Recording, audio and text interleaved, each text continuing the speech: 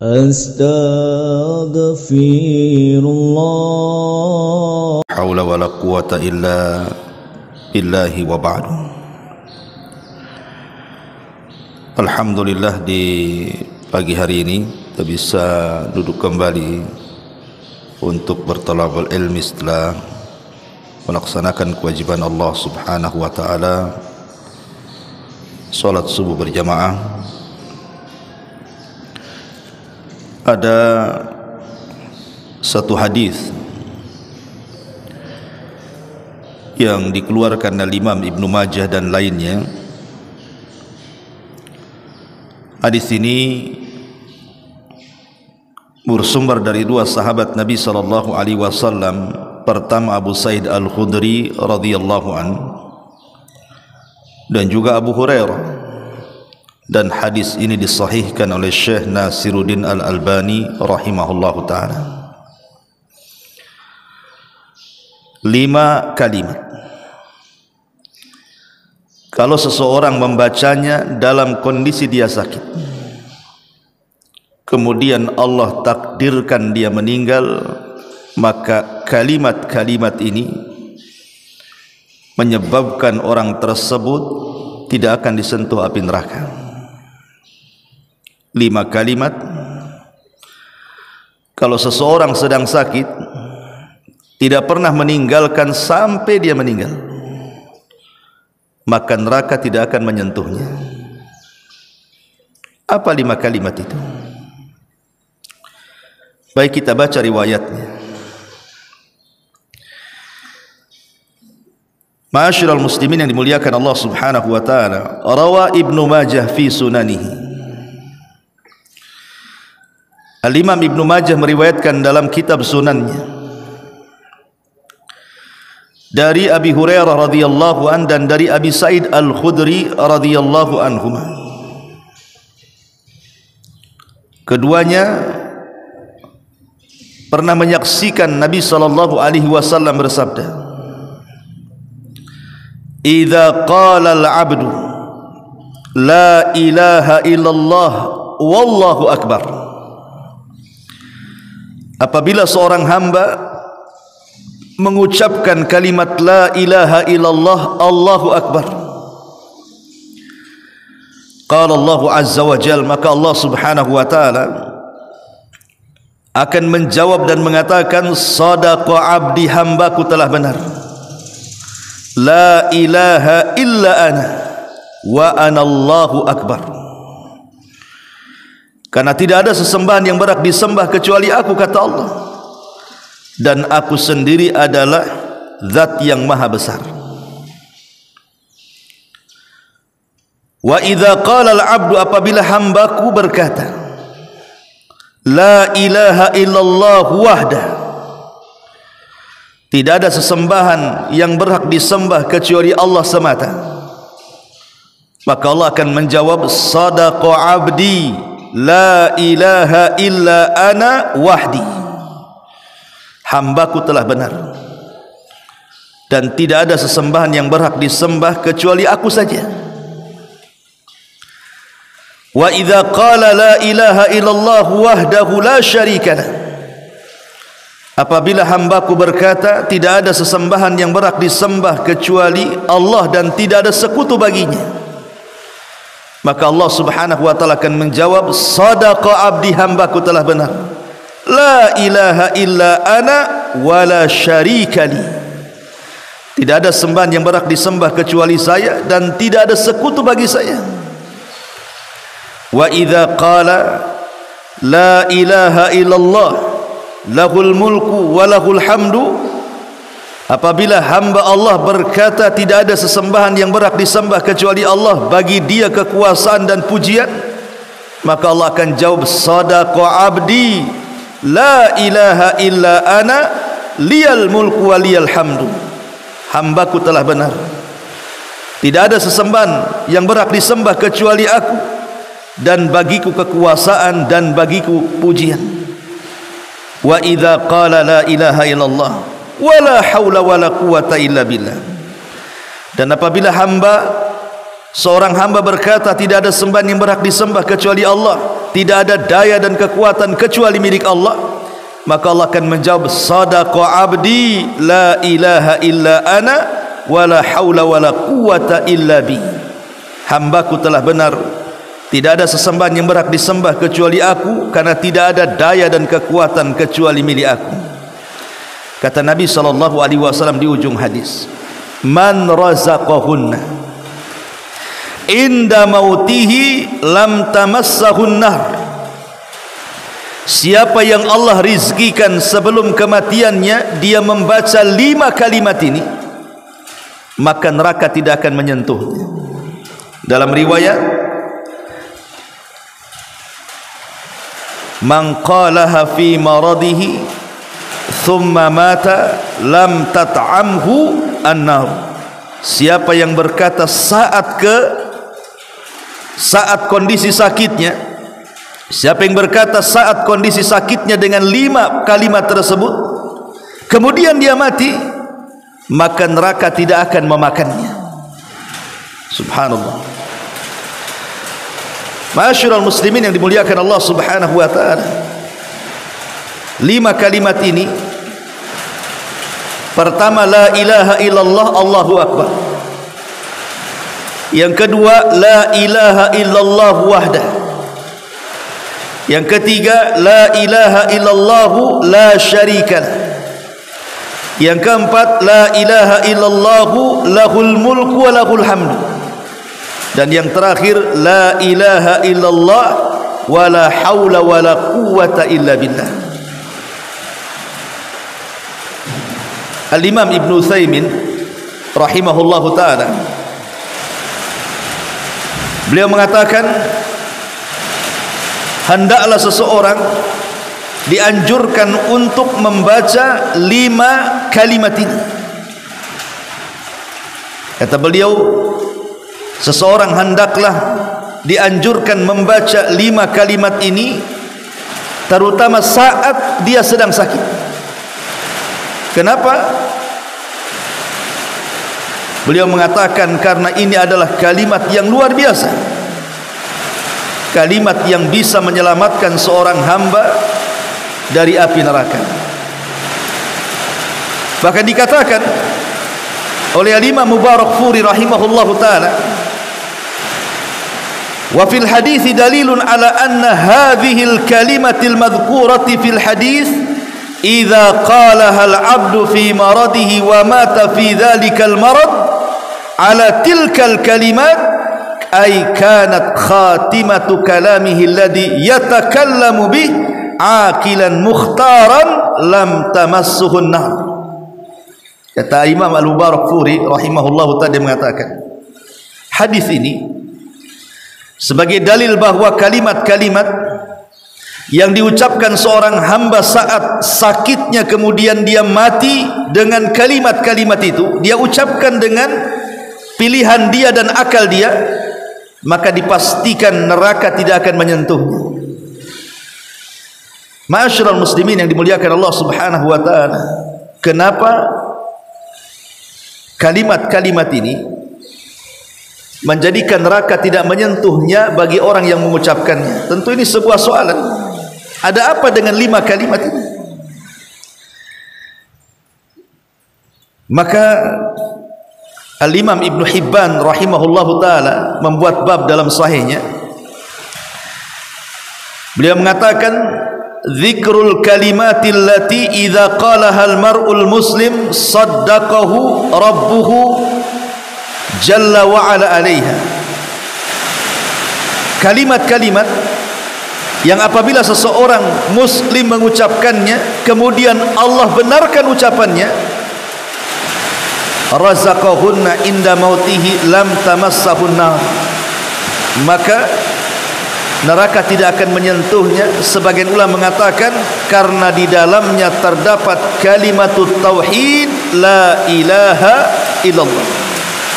Itu yang menjadikan kalimat ini menjadi ajaib, dan orang yang mengucapkannya tidak akan disentuh api neraka karena di dalamnya ada kalimat la ilaha illallah, kalimatut tauhid. Dari Shaddad ibn Aus dan Ubadah ibn Samit radhiyallahu anhu. Satu hari Nabi SAW pernah kumpul bersama para sahabat. Kemudian Nabi SAW mengatakan, hal fikum gharib, apakah di antara kalian ada orang asing? Maksudnya ada ahli kitab. Maka sahabat mengatakan, la ya Rasulullah, tidak wahai Rasul, di sini tidak ada ahli kitab. Maka Nabi SAW memerintahkan untuk menutup pintu supaya jangan diketahui orang.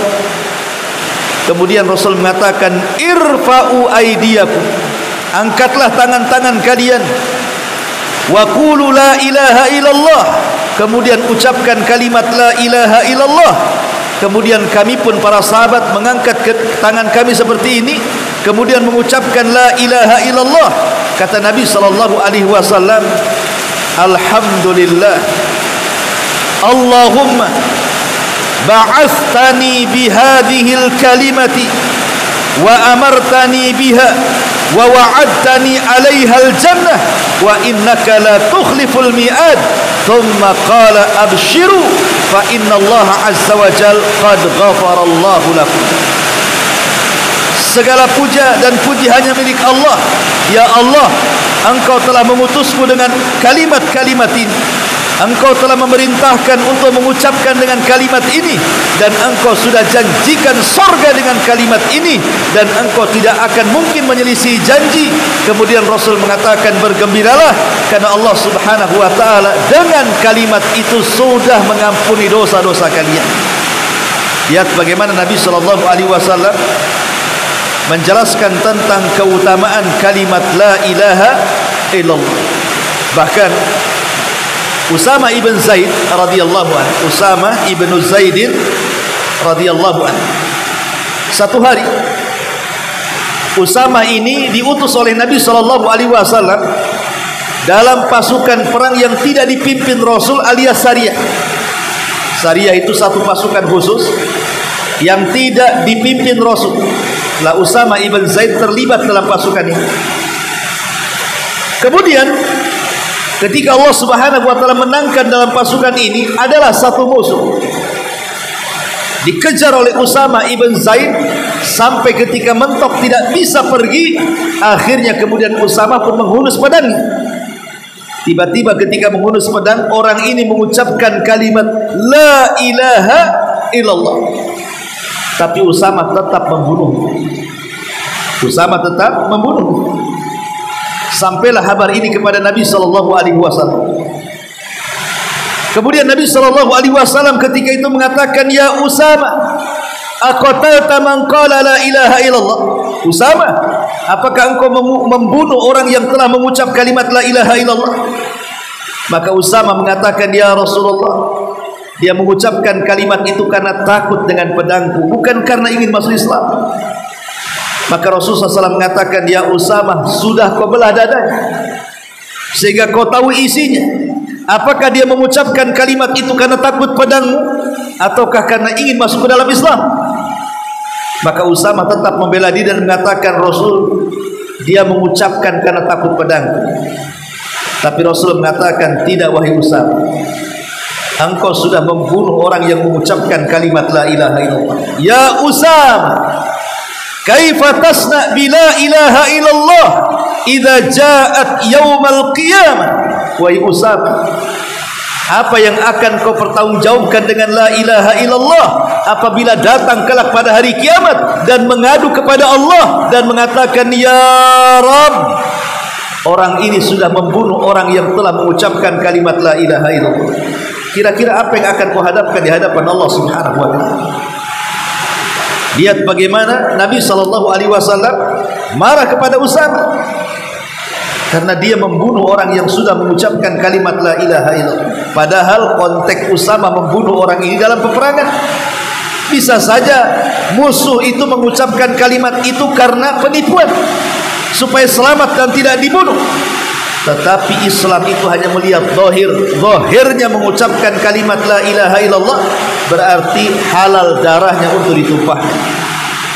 Ma'asyiral muslimin yang dimuliakan Allah Subhanahu wa ta'ala, bahkan Nabi SAW mengatakan, Dalam hadis Hudzaifah bin Yaman radhiyallahu anhu, yudrasul Islam kama yudrasu washu thawbi hatta la yadri ma siyamun wala salatun wala nusukun wala sadaqatun wa yusra 'alal kitabi fi lailatin fala yabqa fil ardi minhu ayat. Kata Nabi sallallahu alaihi wasallam lewat hadis Hudzaifah bin Yaman, Islam ini akan tergerus di akhir zaman, sehingga tidak ada Islam kecuali namanya saja. Orang sudah tidak kenal solat, orang sudah tidak kenal puasa, orang sudah tidak kenal kurban, orang sudah tidak kenal sedekah, sampai kelak pada satu malam kata Rasul, Al-Quran akan diangkat dan tidak ada tersisa satu ayat pun di permukaan bumi. Kemudian Hudzaifah bin Yaman ditanya oleh seorang sahabat, "Ya Hudzaifah, kalau manusia kala itu sudah tidak mengenal apa itu solat, apa itu puasa, apa itu sedekah, apa itu kurban, apa itu ibadah, lalu apa yang mereka hafal dari Islam?" Maka Hudzaifah bin Yaman mengatakan, yang mereka hafal kalimatul la ilaha illallah. Itu pun diucapkan orang-orang yang sudah tua di antara mereka, anak-anak muda sudah tidak kenal.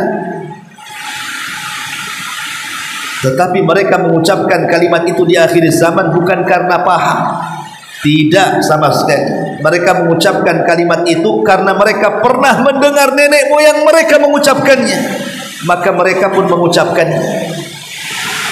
Kemudian dikatakan kepada Hudzaifah, "Ya Hudzaifah, apakah kalimat yang mereka ucapkan dari kalimat turun temurun dari nenek moyang mereka, la ilaha illallah, tunjihim minan nar, bisa menyelamatkan mereka dari api neraka?"